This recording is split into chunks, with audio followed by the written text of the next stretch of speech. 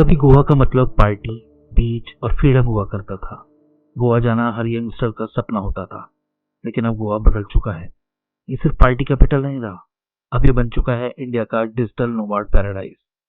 Pandemic के बाद जब वर्क फ्रॉम एनीवेयर ट्रेंड बढ़ा, तो गोवा ने खुद को नई तरीके से री इमेजिन कर लिया।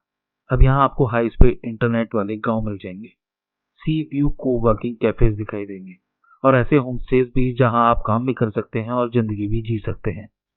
ऐसे गांव, पैरा, सालीगांव जैसे गांव अब सिर्फ शांत नहीं, क्रिएटिव एनर्जी से भरे हुए हैं।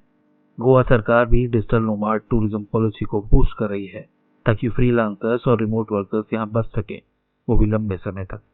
इसलिए अब गोवा सिर्फ घूमने की जगह नहीं, रहने और काम करते हुए जीने की जगह बन गया है।